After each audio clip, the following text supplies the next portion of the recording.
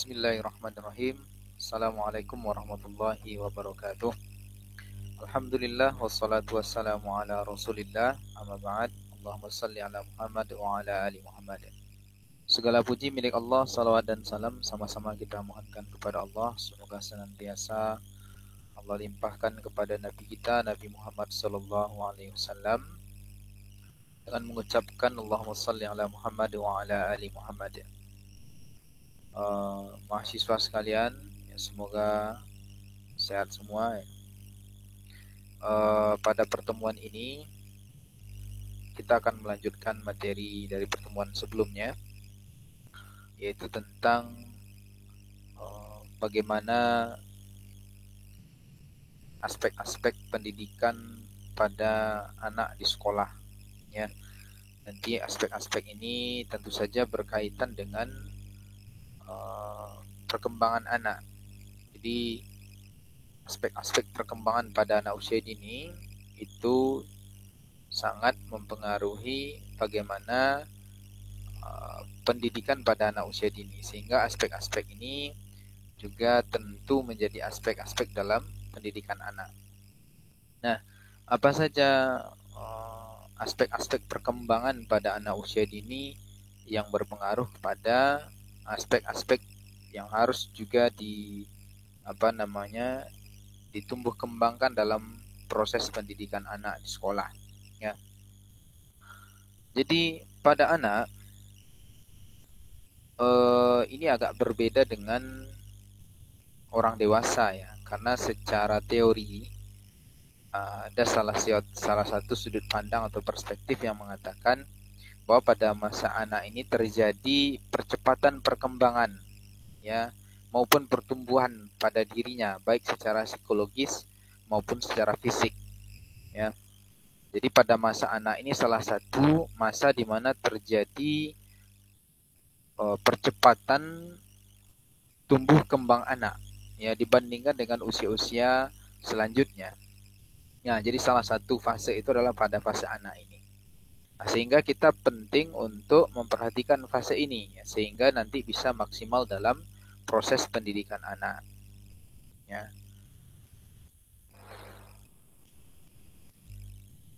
Di dalam surah Al-Hajj, ya, Al-Hajj ayat 5, ya, ini tentang perkembangan manusia, ya. Secara umum di sini Allah sampaikan, A'udzubillahi minasyaitonirrajim. Ya ayuhan nasu in kuntum fi raibim minal ba'thi fa inna khalaqnakum min turabin thumma min nutfah, ya. Thumma min nutfatin thumma min 'alaqatin thumma min mudghatin mukhallaqatin wa ghairi mukhallaqah linubayyana lakum wa nuqirru fil arhami ma nasha'u ila ajalin musamma thumma nukhrijukum tiflan thumma litablughu ashuddakum wa minkum man yutawaffa minkum man yuraddu ila ardhalil umur likai la ya'lama min ba'di ilmin syai'a, ya. Likai la ya'lama min ba'di ilmin syai'a wa taral arda hamidatan fa idza anzalna 'alaiha al-ma'a ihtazzat wa rabat wa anbatat min kulli zawjin bahij. Di sini Allah katakan, hai manusia, jika kamu dalam keraguan tentang kebangkitan dari kubur, maka ketahuilah sesungguhnya kami telah menjadikan kamu dari tanah, kemudian dari setetes mani, kemudian dari segumpal darah, kemudian dari segumpal daging yang sempurna kejadiannya dan yang tidak sempurna, agar kami jelaskan kepada kamu dan kami tetapkan dalam rahim apa yang kami kehendaki sampai waktu yang sudah ditentukan. Kemudian kami keluarkan kamu sebagai bayi, kemudian dengan berangsur-angsur kamu sampailah kepada kedewasaan, dan di antara kamu ada yang diwafatkan, dan ada pula di antara kamu yang dipanjangkan umurnya sampai pikun, supaya dia tidak mengetahui lagi sesuatu pun yang dulunya telah dia ketahui. Dan kamu lihat bumi ini kering, kemudian apabila telah kami turunkan air di atasnya, hiduplah bumi itu dan suburlah, dan menumbuhkan berbagai macam tumbuh-tumbuhan yang indah. Jadi dalam surah Al-Hajj ayat 5 ini jelas sekali, ya, bagaimana Allah itu menjelaskan proses perkembangan manusia mulai dari setetes mani, ya. Bahkan di sini dijelaskan mulai dari tanah, ya. Jadi kita ini berasal dari tanah, semua manusia berasal dari tanah. Kemudian dari tanah itu Allah jadikan setetes mani. Nah, ini sangat jelas sekali bahwa apa yang kita makan itu semua dari tanah. Ya, mau daging, mau tumbuh-tumbuhan, ya mau sayur-sayuran, buah-buahan, semua dari tanah asalnya. Kemudian dari saripati tanah itu Allah ciptakan setetes mani. Jadi mani yang ada pada manusia, pada laki-laki itu adalah saripati dari makanan yang kita makan. Kemudian dari setetes mani tadi Allah jadikan segumpal darah. Jadi segumpal darah. Kemudian dari segumpal darah itu menjadi segumpal daging.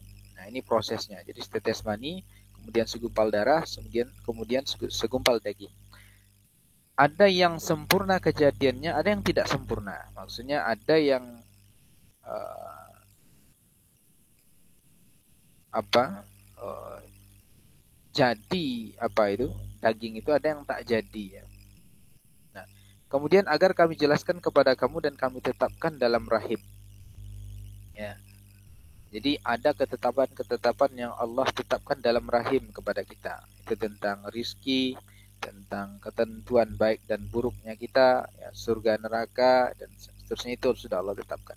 Apa yang kami kehendaki sampai waktu yang ditentukan, dan kami telah keluarkan kamu sebagai bayi. Kemudian kita lahir, kemudian menjadi seorang bayi ya, kemudian berangsur-angsur kamu sampailah kepada kedewasaan. Jadi berkembang nih dengan berangsur-angsur, berarti ada tahapan-tahapan, fase-fase sampai menuju kedewasaan. Dan di antara kamu ada yang diwafatkan, ada yang wafatnya waktu kecil, waktu masih bujang, masih muda ya. Ada pula yang sampai pikun, yang dalam keadaan pikun itu dikatakan dia tidak mengetahui sesuatu pun yang telah dia ketahui dulu. Jadi dia lupa. Nah, dengan masa lalunya, dengan apa yang sudah dia lakukan itu namanya pikun.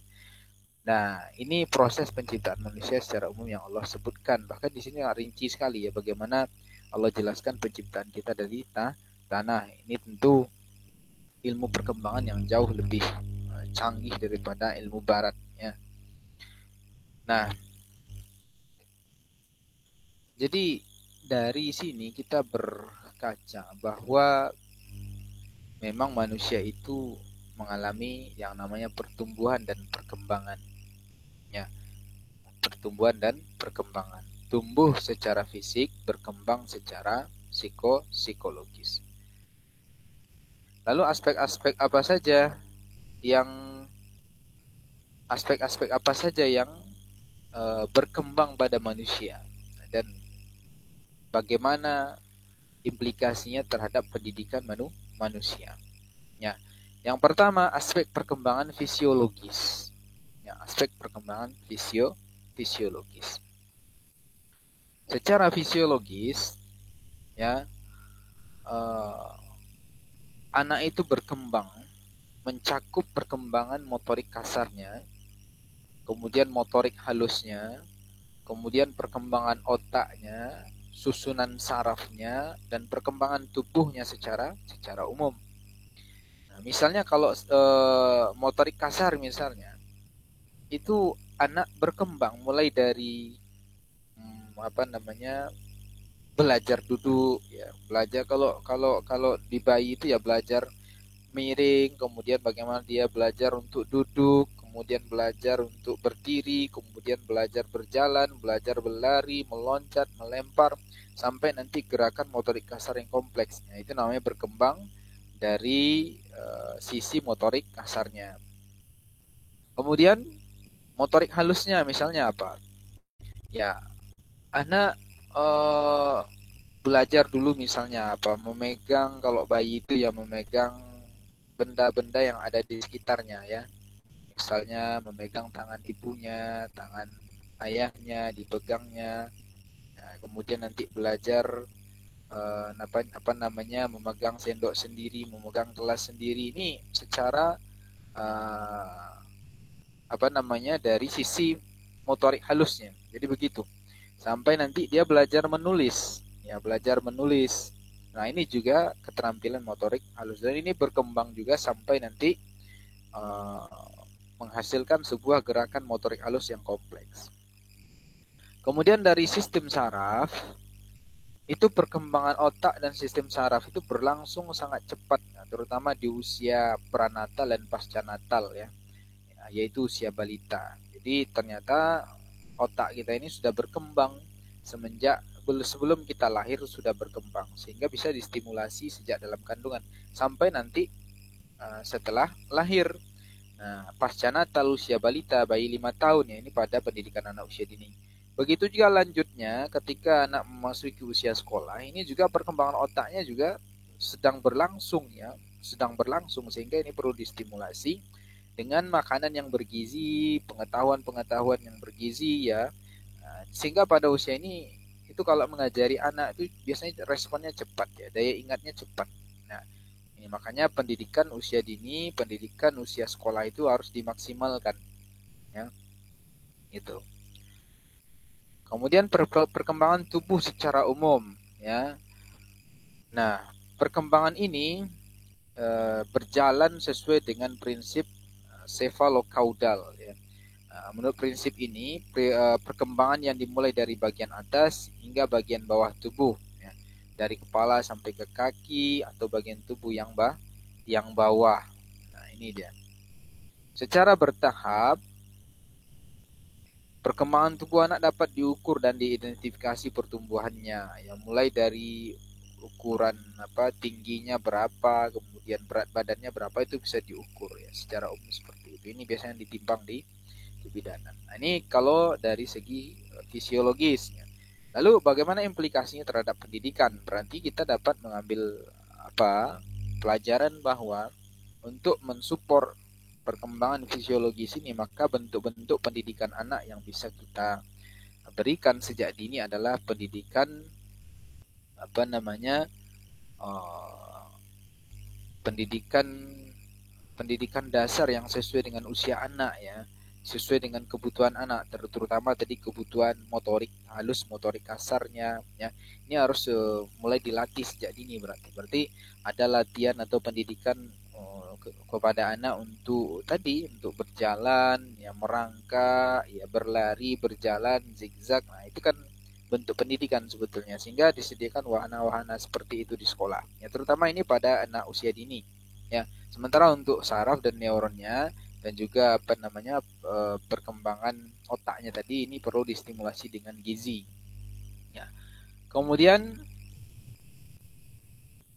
ada selanjutnya yang namanya perkembangan kognitif pada anak ya. Perkembangan kognitif ini berarti bagaimana proses kognisi ya, perkembangan tentang proses kognisi. Proses di situ ada penerimaan informasi, kemudian memprosesnya, kemudian memaknai informasi, kemudian menghasilkan sebuah perilaku. Nah, pada anak-anak ini kognitifnya juga berkembang. Jadi tidak sama antara anak satu dengan anak lain, itu berbeda-beda. Nah, perkembangan kognitif ini berimplikasi kepada materi yang disajikan kepada anak ketika di sekolah.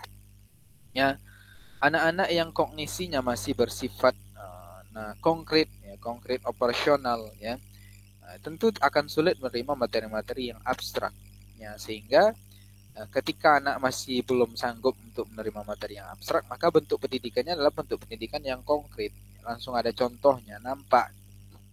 Nah, misalnya ketika anak kelas 1 di SD misalnya, kita ajarkan tentang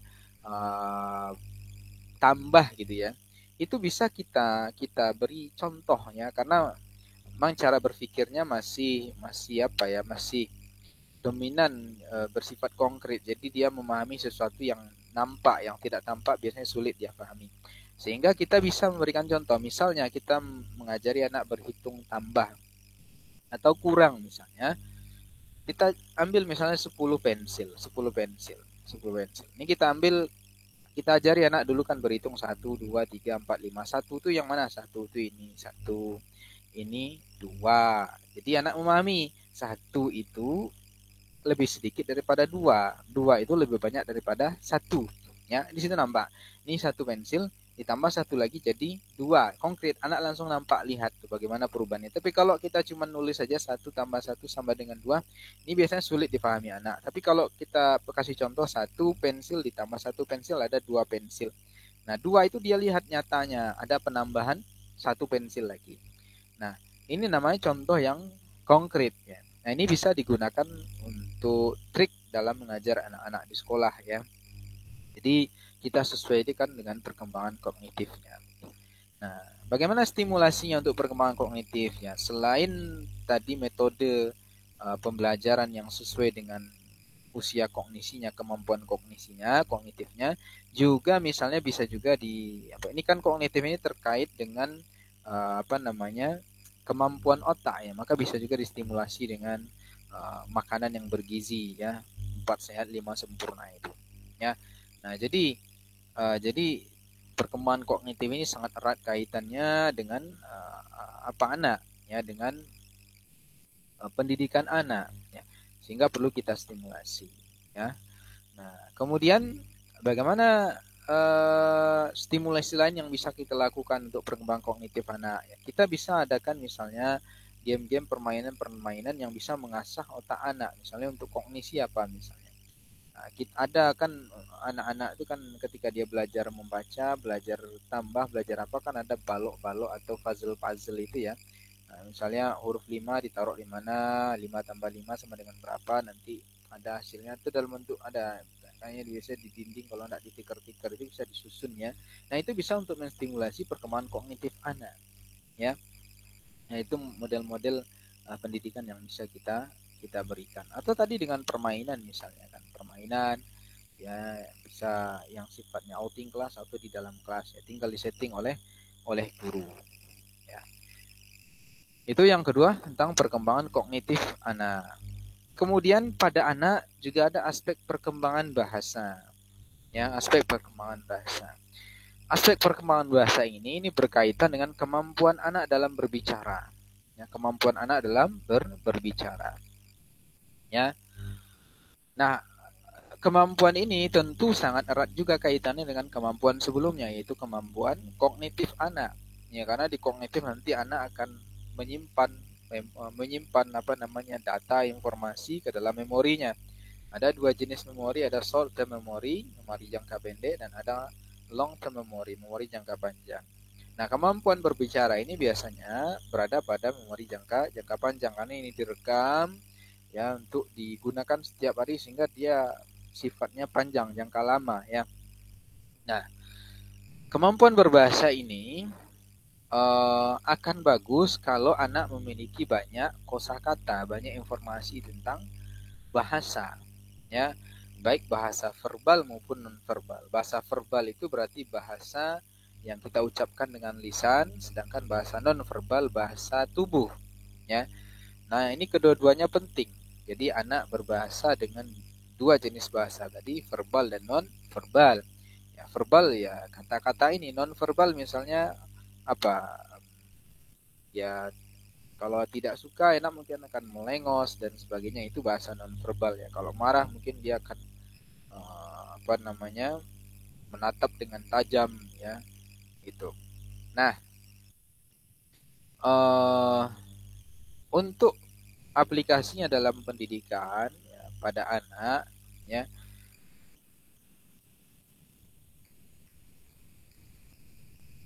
ada namanya pelajaran bahasa Indonesia ya, bahasa Indonesia atau pelajaran yang lain ya. Sebetulnya bahasa ini tidak hanya terkait dalam pembelajaran tapi dalam kehidupan sehari-hari. Maka untuk menstimulasinya supaya anak ini bagus bahasanya ya, kaya kata-katanya, ini anak harus diajak berkomunikasi, dengan bahasa-bahasa yang bagus ya. Kemudian diperkaya kosakatanya dengan membaca misalnya ya, dengan mendengar apa namanya mendengar audio ya, atau audio visual juga boleh ya. Jadi misalnya ada tampilan misalnya burung ya, nanti diceritakan burung itu seperti apa ya, seperti dokumenter lah ya. Nah, ini juga bisa memperkaya bahasa pada anak ya. Ya. Baik bahasa verbal maupun non verbal ya. Kemudian ada aspek perkembangan psikososial ya, psikososial. Ini berkaitan dengan hubungan anak dengan orang lain di sekitarnya atau interpersonal relationship-nya. Hubungan interpersonal ini pertama kali dibangun anak dengan orang tuanya. Jadi hubungan anak dengan orang lain itu pertama kali adalah dengan orang tuanya dulu, dengan orang di luar dirinya ya. Itu dengan orang tuanya, terutama ibunya. Setelah itu bapaknya, setelah itu orang-orang yang ada dalam keluarganya. Nah, ini anak akan belajar bagaimana membangun hubungan emosional dengan orang-orang di sekitarnya, dengan keluarganya. Nah, ketika masuk di usia sekolah juga sama. Ya, juga sama. Anak akan belajar untuk membangun hubungan psikososial dengan sekitarnya. Maka di sekolah itu harus ada settingan. Kalau di pendidikan anak usia dini itu ada permainan-permainan kerjasama antara anak-anak ya. Misalnya bermain kereta apian, bermain masak-masak, ya, bermain peran, role playing dan seterusnya. Di usia sekolah juga begitu, untuk membangun psikososial ini, anak-anak juga begitu, ya. Diciptakan hubungan-hubungan situasi-situasi yang membuat dia bisa berhubungan baik atau bisa berinteraksi baik dengan kawan-kawan di sekitarnya, ya. Jadi jangan dibiarkan anak itu sendiri ya, sehingga hubungan sosialnya tidak berkembang. Nah, setiap anak itu biasanya memiliki teman dekat atau teman karibnya. Ada teman-teman yang dia sukai, yang sangat dekat gitu ya. Nah, ini biasanya normal ya pada anak, ya, karena mereka memang memiliki kebutuhan untuk itu. Ya, bagaimana cara mendidik implikasinya dalam pendidikan anak ya di sekolah misalnya ya. Ya, berarti di sekolah itu harus menyediakan lingkungan yang edukatif untuk meningkatkan interpersonal relationship pada anak ini. Jadi ada di situ tempat bermainnya, kelasnya luas, ada teman-temannya, ya di setting sedemikian rupa. Kemudian dalam metode pembelajaran ada tadi metode pembelajaran yang dia bisa berinteraksi secara sosial, bekerja sama dengan kawan-kawannya. Ini bisa mendidik psikososialnya, ya. Kemudian ada aspek perkembangan sosio-emosional.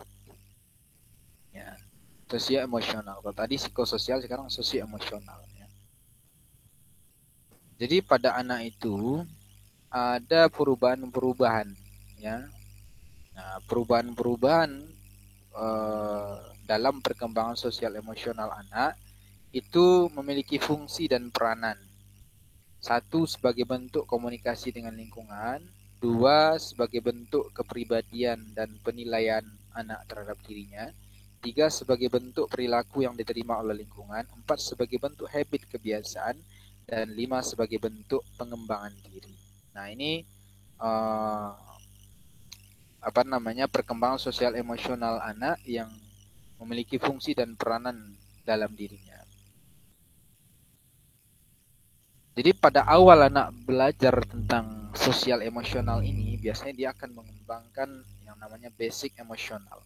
Itu emosi-emosi dasar yang umum terjadi pada manusia di awal masa kanak-kanak, seperti tersenyum, takut, marah, ya, cemburu, ingin tahu, iri hati, gembira, sedih, dan kasih sayang. Ini namanya basic emosional, emosi dasar ya. Nah, ini tampak dalam keseharian ini, emosi dasar ini. Setelah itu anak akan mengembangkan kemampuan sosial emosionalnya secara lebih luas ya. Bagaimana kemudian dia menjalin hubungan karib dengan temannya ya, terlibat secara sosial, ya. Ada juga yang pasif, ada yang aktif. Nah, ini namanya perkembangan sosial emosional. Untuk aplikasi dalam pendidikan ya, baik tadi pendidikan psikososial maupun sosial emosional ini, misalnya ya, kalau dalam Islam itu kita dianjurkan untuk bersilaturahmi ya, menziarahi keluarga yang jauh ya, atau yang dekat ya, bersilaturahmi dengan tetangga, ada berziarah sesama tetangga, saling mengunjungi ya. Nah, ini salah satu bentuk pendidikan sosial emosional maupun emotional relationship. Kemudian ada juga namanya aspek perkembangan spiritual. Nah, ini berarti berkaitan dengan perkembangan agama anak, ya, bagaimana hubungannya dengan Tuhannya, dengan Allah kalau dalam Islam, ya. Ini spiritual namanya. Jadi anak itu sejak kecil itu bertahap perkembangan spiritualnya. Dalam Islam pun begitu kan, anak tidak langsung wajib sholat, tidak langsung wajib ini itu, tapi bertahap karena memang anak itu tidak langsung bagus secara spiritual, ya. Ketika seperti dalam Islam umur 7 tahun ajari sholat, ya, baru diajari dikenalkan selama 3 tahun, ya. Nah, kemudian ketika 10 tahun baru dipukul, boleh dipukul kalau tak sholat, ada penegasan. Nah, ini kan berkembang namanya. Nah, ketika dia balik wajib sholat, ya, tak sholat berdosa. Secara agama itu akan dihukum dengan ancaman dosa. Misalnya. Ini kan berkembang secara spiritual. Ya, jadi dalam agama ada pendidikan tahapan-tahapan seperti itu juga. Nah, untuk mendidik spiritual anak ini dalam Islam itu banyak yang bisa kita lakukan di sekolah. Misalnya setiap pagi kita biasakan untuk berdoa, ya, doa-doa harian, doa pagi dan petang, ya, sholat berjamaah di sekolah, membiasakan akhlak baik dan buruk, merasa diawasi oleh Allah. Ini betul-betul pendidikan spiritual sehingga anak tadi merasa dekat dengan Allah, yang muraqabah dengan Tuhannya dan merasa diawasi sehingga spiritualnya bagus. Nah, kemudian ada penanaman tauhid di situ. Ya, tauhid, ya, keyakinan kepada Allah, ya, keyakinan kepada kitab suci, kepada adanya malaikat, nabi dan rasul, hari kiamat, qada dan qadar. Ya, ini semua pendidikan spiritual. Ya. Nah, kemudian uh, ada lagi namanya pendidikan seni, ya, perkembangan seni pada anak, ya, sehingga ini juga berimplikasi pada pendidikan di sekolah, ya. Nah, seni ini tidak selamanya berkaitan dengan musik, ya. Syair, berpuisi, ya, membuat kata-kata indah, yang melantunkan Quran dengan indah, itu juga seni, ya, tidak sama dengan musik. Ini juga sebetulnya berkembang pada anak usia dini.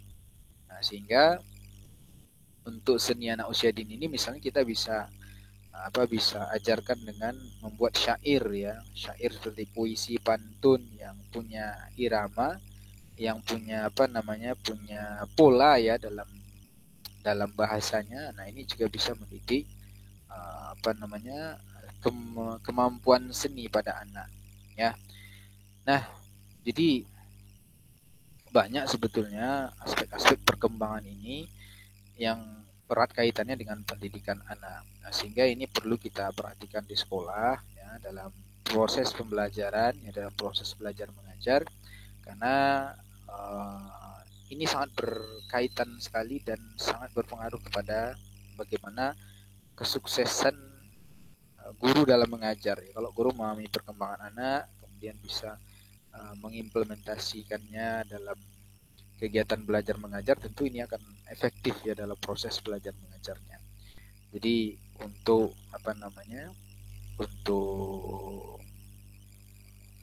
materi kita kali ini, ya, itu saja yang bisa saya sampaikan. Semoga bermanfaat, ya. Assalamualaikum warahmatullahi wabarakatuh.